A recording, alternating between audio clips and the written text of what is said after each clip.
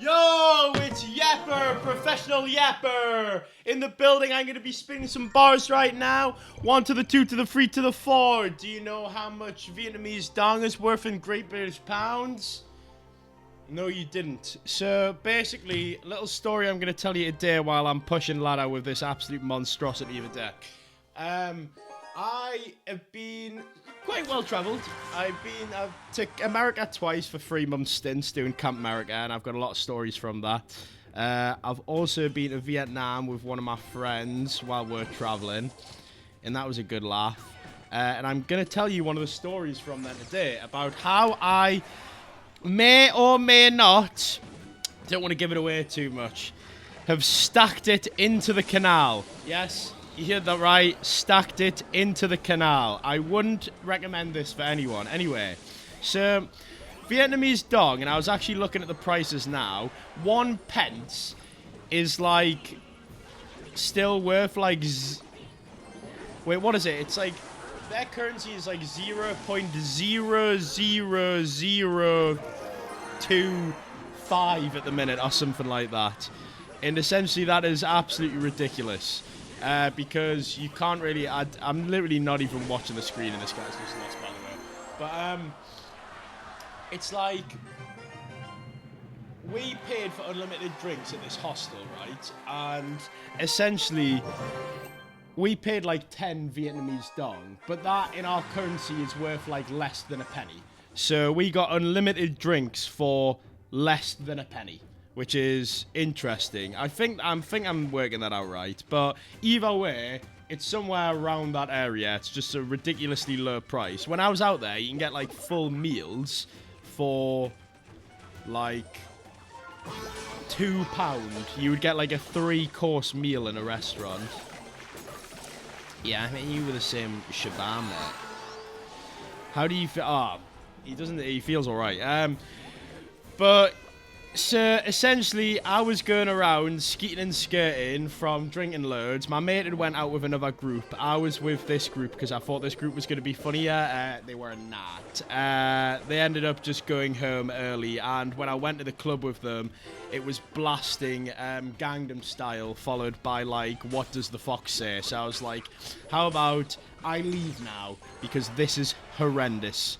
But after I'd taken in all that really amazing music, because they love absolute diddler songs over there, all of them. They literally just stand in the clubs, all of them. Every single club has like YMCA on, and they're like, yes, yes. They're going like 10 out, and it was a culture shock, to say the least. It was a culture shock. Speaking about a culture shock, this man's gonna get the biggest sparky shot of his entire life. Oh no, what's gonna happen here? Oh no, but anyway, so when I went, I'd spat the dummy out, right, with these people, and my mate was saying he was having a hell of a time with these other people at this other place. I was like, I'm going home, I'm annoyed, I made the wrong choice, and after that, yeah, I walked home, and you need to come like across a bridge and along a canal. I would have got a motorbike home, but we'd been told that like there's these people who are on motorbikes who just kidnap tourists, and they say like, ah yes, we're taking you to your destination, and then when they start driving into the middle of the desert, you're like, I don't think I live here, and then they just slowly turn back, and they've got a big grin on their face, and essentially that's not what you want to see.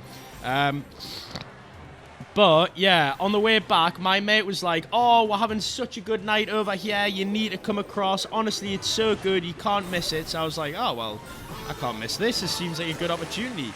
Yeah, that was wrong, I was wrong.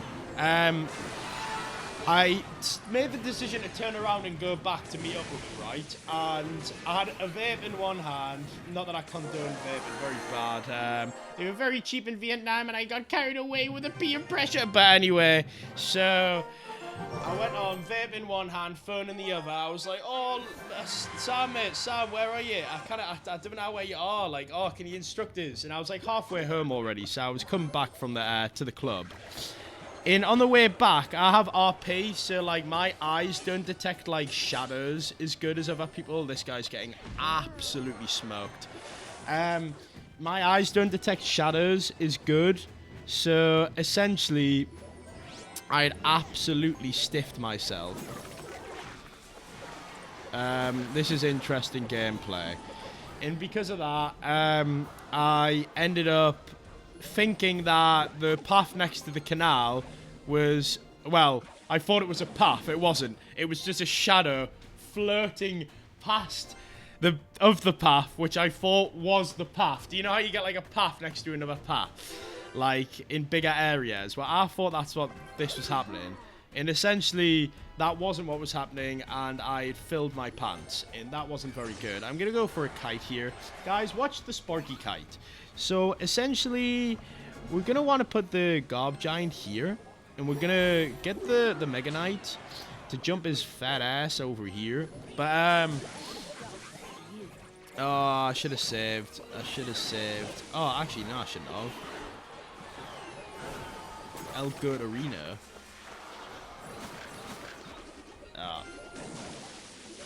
Right.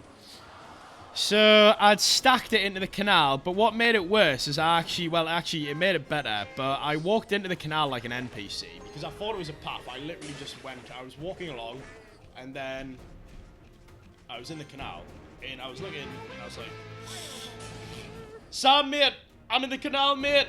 And then he was just like, what on earth, what do you mean? And yeah, I had stacked it in the canal, and it wasn't ideal. I've definitely been in better situations in my life, but avoiding the point, or whatever, I think I recovered from it quite well. I went to grab the side of like the dock or whatever, or jetty, and push myself up, and my vape went flying out of my hands into the river.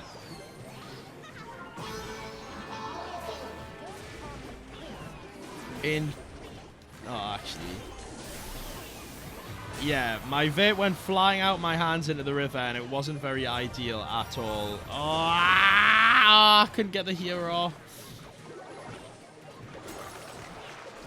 But yeah, I couldn't, it went flying out of my hands, so obviously that was a message from God to tell me not to do that, and, I was alright after that. Apart from I had mud all the way from my hip to my shoes, so unfortunately I had to just dip because I couldn't go into the club looking like Shrek, so I had to leave. But I was already in a bit of a bad mood because of me choosing the substantially worse night, so it wasn't like a be-all and end-all awful thing. It ended up being alright. Speaking about being alright, this guy is going to get popped.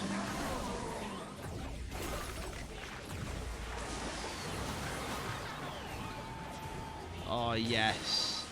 Oh, yes. Oh, yeah. Oh, no. Oh, no. Actually, wait, hang on. Bats are doing bits here. I'm keeping up this pressure. I'm keeping up this pressure.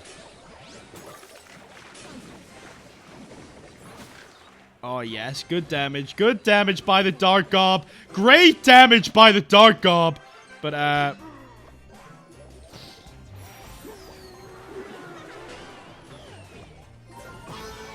yeah, essentially, that is what... Oh, he's done. He's done. Pucker up.